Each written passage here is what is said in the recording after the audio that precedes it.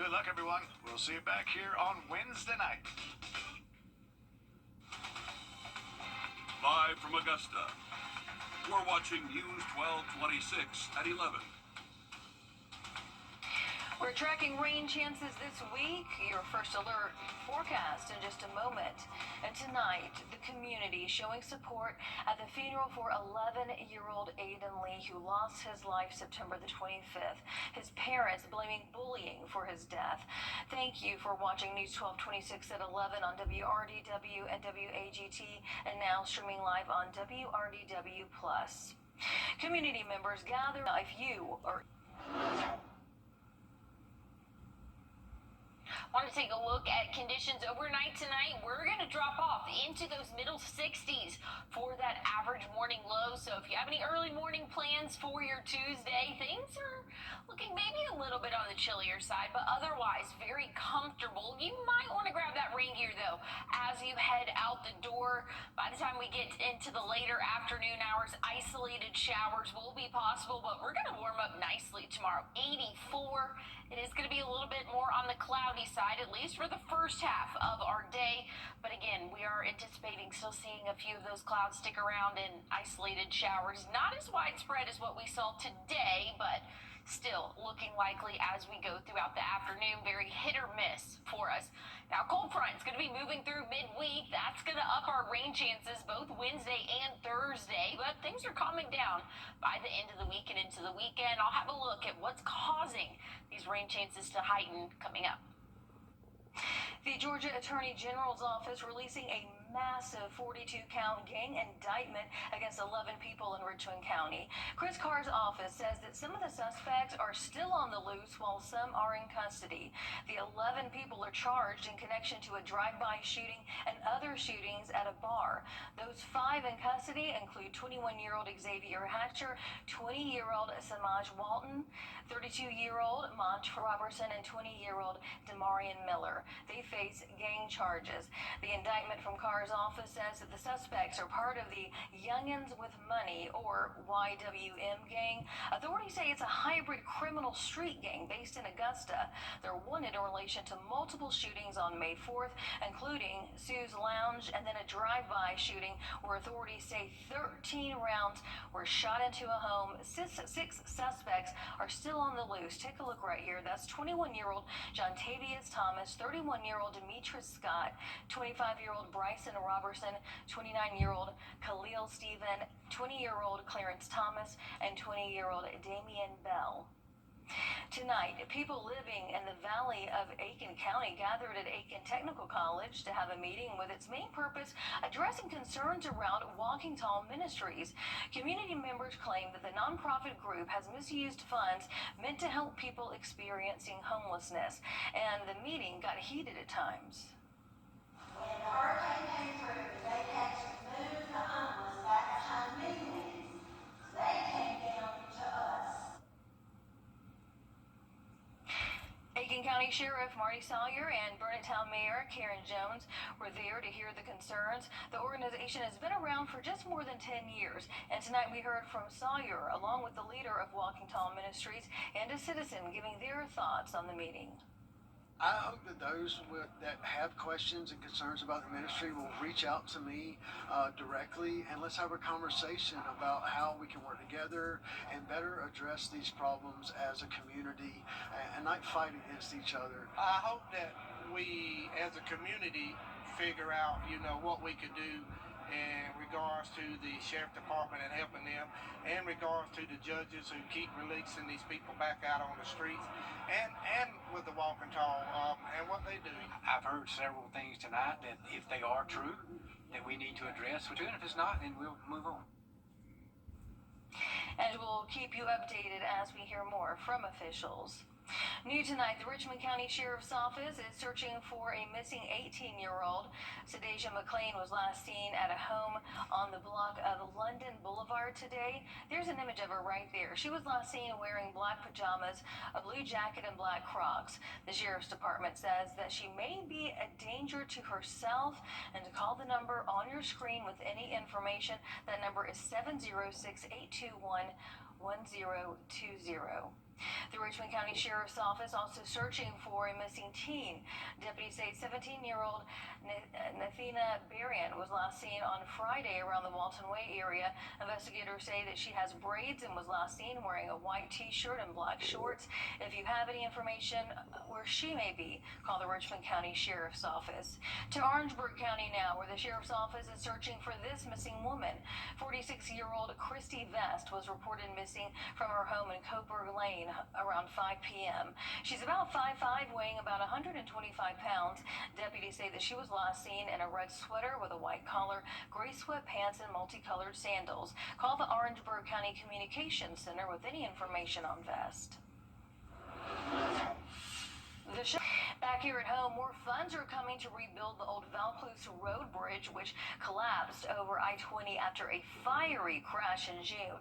This was the scene after a car crashed into a gas tanker where that heat from the flames caused the bridge to collapse. SCDOT announced $8 million in federal funding was approved by the Federal Highway Administration for the repair.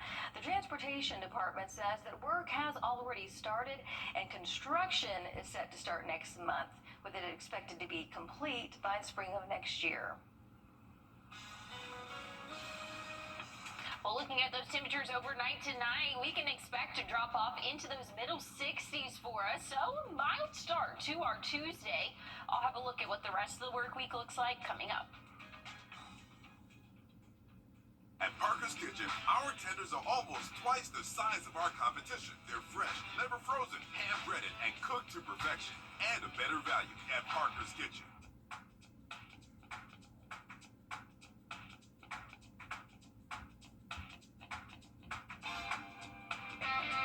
It's a great way to start your day with us. I'm Cliff Bennett. And I'm Mary Klingler on Morning Mix. Each day, we'll start you off by looking at the latest events. And talking to the great people that make the CSRA the place to be. Morning Mix, weekday mornings on News 12 and 26.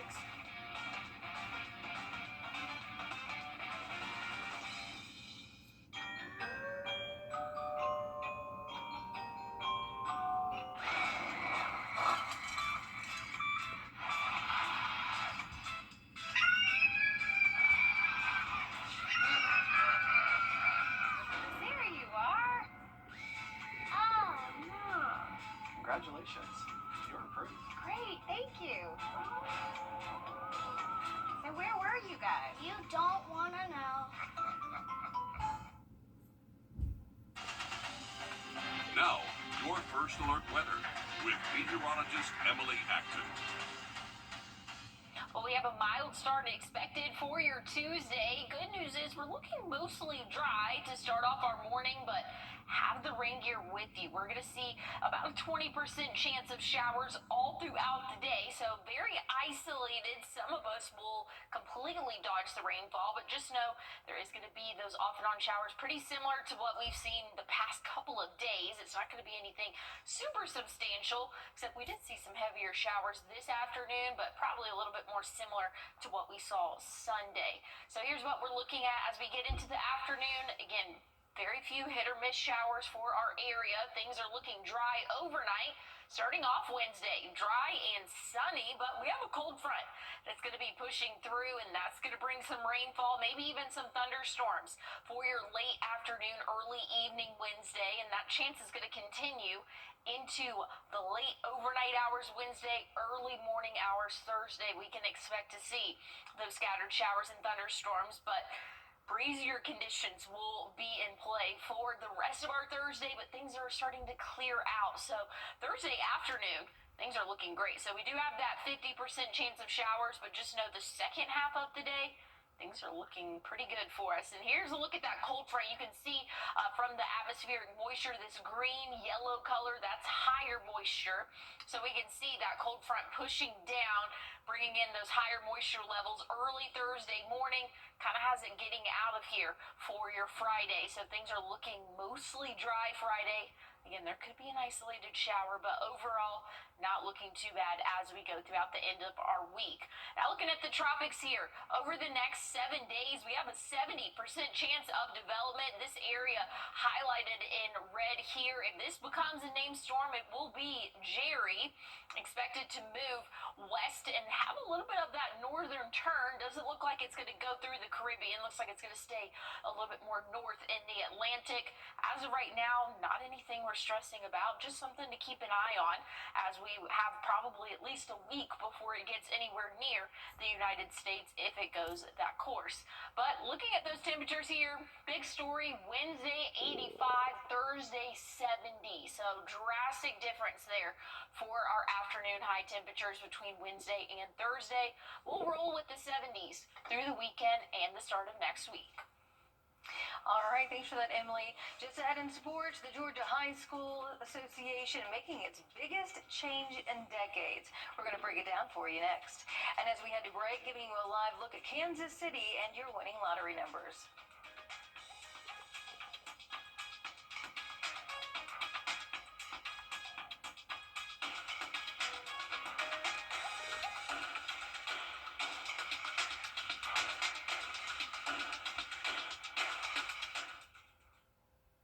Closed captioning is brought to you by Huggins Peel. The CSRA. It's where we were born, where we live, where we work, where we're raising our families. It's our home.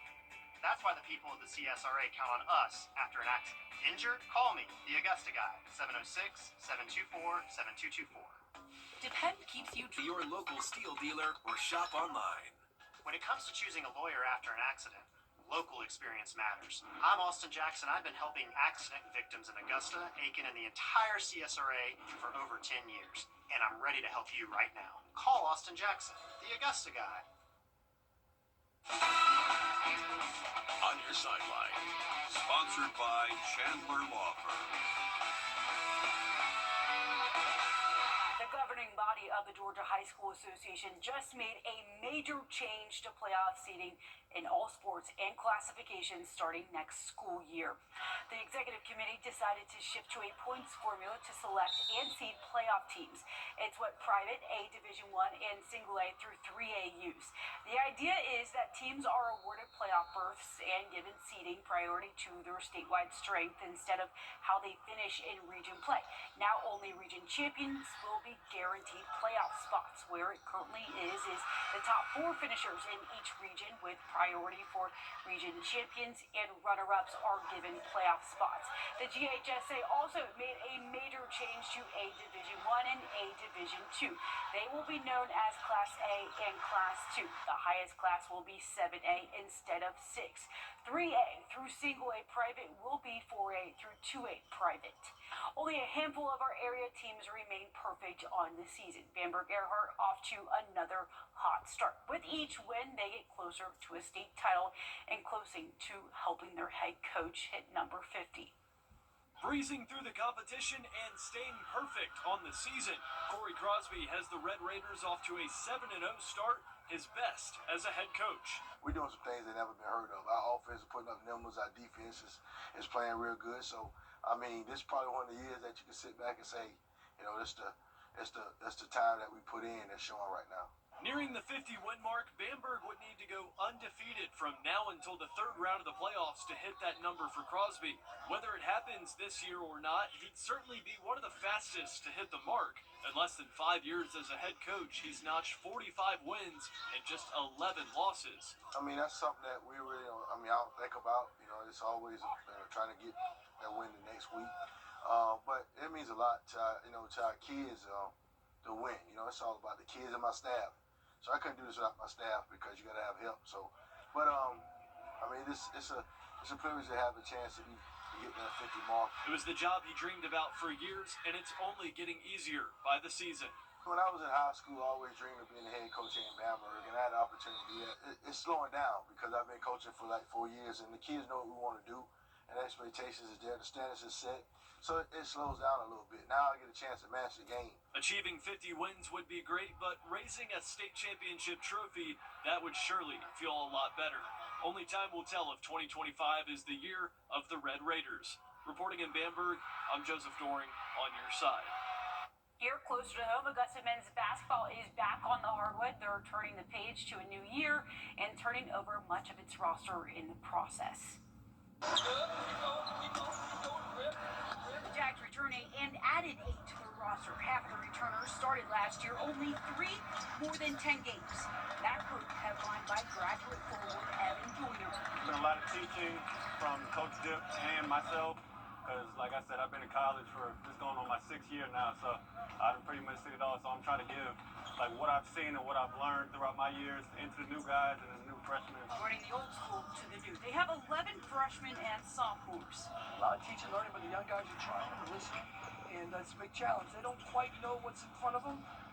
We don't have the veteran leadership except for Evan right now in practice. Spring cleaning wasn't limited to the locker room. Without a true big, Augusta's shifting its style on the court and on the calendar. The new offense basically is just a 5-out offense to create space for everybody. We're looking to play in space, move the ball, cut, backdoor cut, catch and shoot, all that good stuff. We're playing a little earlier in the tournament in Florida, preseason classic, so it's forcing us to practice earlier. We had kind of decided to do that anyway. This is really kind of putting that to that level. And so, like in a weird way, I'm not sure if it's hurting us. There's some things you miss out on when you try to speed up things. But some things will just have to remain signature bit. You just got to grow every day, try to get better. Until you play somebody, until you get punched in the face, you don't really know. And I know the punches are coming.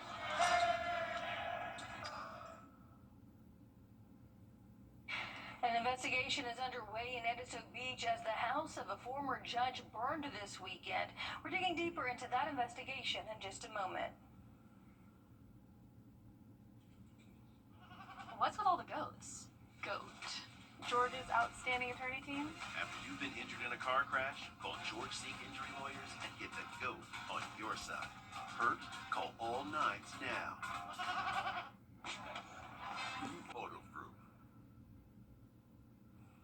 Welcome back. A fire in South Carolina that engulfed the home of the longtime judge. People inside escaped by jumping out of windows, then into kayaks that rescued them. Aaron Gilchrist is there and has new details about the investigation. Tonight, the cause of this massive blaze that destroyed the home of a South Carolina judge is under investigation. The house in Edisto Beach, an hour from Charleston, went up in flames on Saturday. Crews from several fire departments raced to get it under control. We saw the black smoke and knew that was a house, but I didn't know if it was something that was spreading down here or further up or if it was isolated. Fire officials say 3 people escaped through an elevated first-floor window. That house sat inside a gated community here, and as you can see, it is surrounded by marshland. Those 3 people who escaped the fire had to be rescued by kayak and canoe. One survivor was airlifted to a Charleston hospital. The home is owned by Circuit Court Judge Diane Goodstein and her husband, a former Democratic state senator. Judge Goodstein was recently involved in a high-profile ruling temporarily blocking South Carolina from turning over voter information to the Department of Justice.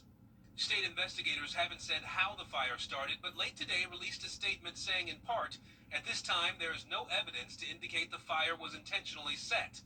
Still, earlier today, South Carolina Senator Lindsey Graham expressed concerns about political violence. No matter what your beefs are, violence is an unacceptable response to political differences. So if it is arson, I hope they find him and put him in jail. Tonight, a local official telling NBC News the state law enforcement division took over the fire investigation at the request of the homeowner. The agency says it will share more information when the investigation concludes. Aaron Gilchrist, NBC News, Edisto Beach, South Carolina. Well, here's a look at your what to wear forecast tomorrow. Things are looking warm, but isolated showers possible. I'll have a look at your 7-day forecast one more time coming up.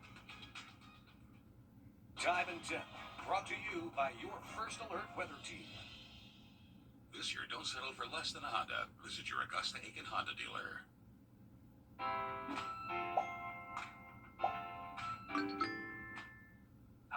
I'm Gunner Stock. Well, here's a look at the next 7 days for us. Not too bad. We will have some showers late Wednesday into Thursday, but by Thursday afternoon, mostly sunny sky conditions for us. A big cool down. from 85 Wednesday to 70 both Thursday and Friday. We'll continue that 70s trend, at least in the 70s, I should say, for our weekend and into the start of next week. Thank you for watching. We'll have more news coming up on News 12 this morning.